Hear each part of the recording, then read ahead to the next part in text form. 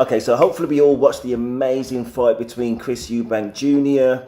and Conor Benn, son of Nigel Benn. There is definitely some tension between Chris Eubank Jr. and his father, Chris Eubank Sr. Absolutely no doubt. He hasn't been there. We didn't even know if he was going to be there on the night of the fight. Nobody really knew. He said in an interview that he always knew, but I'm not too sure. I'm going to show you a few clips which I think reveal a lot about the nature of their relationship and why there may well be some tension. Now, this fight's been a long time coming, at least 2 years, given the PED controversy from before and all the eggs and all that kind of stuff. Let's see how Chris Eubank Sr. handles this thing and whether this might give some clues as to the tension between him and his son. I'm going to give you the end bit at the beginning. I think that Chris Eubank Sr. prefers that aggressive style of Conor Benn. That's what I think.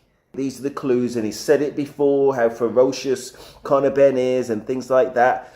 And also subtly suggesting that Conor Benn could actually beat his son. So whose side is Chris Eubank Sr. on?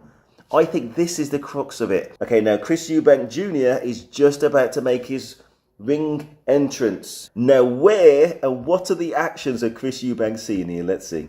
What's he doing hugging up the enemy? You're just about to go into a fight. Your dad hugging up the guy you're going to fight. Now how's that going to go down? How much does that reveal? Now obviously Chris Eubank Sr. and Conor Benn and Nigel Benn know each other from before, and they may well be friends. But they're not friends now.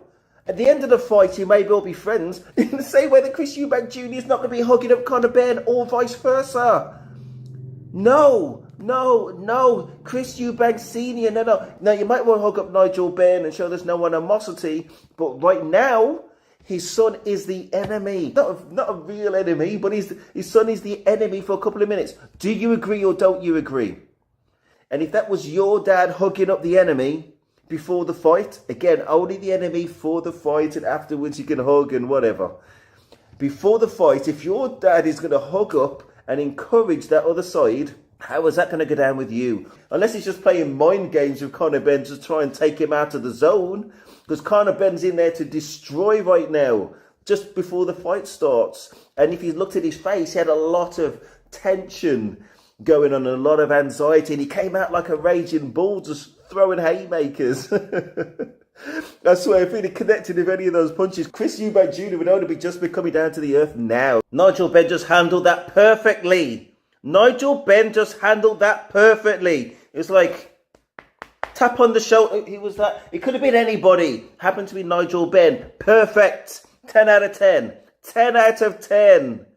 Let's go back to how Chris Eubank Sr. is handling it with Nigel Benn's son, Conor Benn, aka the enemy right now. Still the enemy. We don't even know who's won the fight yet. So why are you hyping up the other guy? Wow. Anyway, let's go. Has Eubank Sr. crossed the line? If that was your dad and you just come out of a fight and just after the bell, you're kind of charging up the other guy. Whilst the judges haven't even had to do their scores yet. My gosh, we don't even know which way it's going to go. Which way does Eubank Sr. thinks it's gone right now? The way that he's going on. That's the last thing. Let's just say if Eubank Jr. would have lost and he thinks, well, yeah, because if the judges were a little bit unsure, then maybe they might have tipped it Conor Benn's way. They shouldn't have because they've already logged their scores. But, you know, things happen. Disgusting. But I say it does reveal a lot, I think, about their relationship. And Eubank Sr., I'm drawing this line. I'm letting you know what I am on this thing, and that's why I did this video. I think you are bang out of order, and you owe your son an apology, and you should be vaulting him up. If you can't get him on your shoulders, you make it absolutely clear which side of that camp you are. Tap him on the shoulder, Conor Benn. Well done. You got to the end. AKA, I still think you lost. Well done. You survived the brutal beating of my son. That's where we should come from, you know, still all friends. My son has just given you a beating, we're going to win, right? Not what happened there. We're going to skip forwards to the end of the fight. Another very revealing interview between Chris Eubank Sr. We look at the actions of Chris Eubank Jr. at the same time and look again what Chris Eubank Sr. says. I underestimated him. You know, I didn't train for a fight like that. You know, I didn't know he had that in him. He's never shown that. But then again, he's never had to show it. He had to show it tonight, and so did I. Hang tight, Chris, because we are going to come back to you, of course. I do want to grab a word with your father. Chris, how special was that? As I said to Chris, we weren't sure if we would see you tonight, but my obvious question is, how proud are you of your son watching that from ringside? Listen, I mean, he couldn't move around the ring, and so he had to stand toe-to-toe. I mean, that is legendary behavior in the ring. Legendary. And this Conor Benn, as I said, Conor Benn is an extraordinary fighter. You know, he's gone... Listen, I'm going to pause and rewind again. Look at what Chris Eubank Jr. was going to do. Riddle me that. How badly did he want that drink, or did he just want to separate himself from his father for reasons that we don't really know outside of the ring? But it might have been connected to what we saw a little bit earlier in the ring. Then how quickly, in the praise of his son, who's actually just won that fight, you know what I mean, for the family honour and everything, is Chris Eubank Sr. talking about the other guy. Imagine if that is your dad. And I'm not criticising Eubank Sr. I'm just breaking down the tensions which are, for me, evident in that relationship and what might be at the source of it. And again, for me, I don't know these guys. And I'm not saying that Chris Eubank Sr. doesn't love and admire his son, but I just think as a boxer and as a boxing fan, he's going to love the aggression from a Conor Benn. Win or lose, and it's that kind of thing that you will respect from a fighter.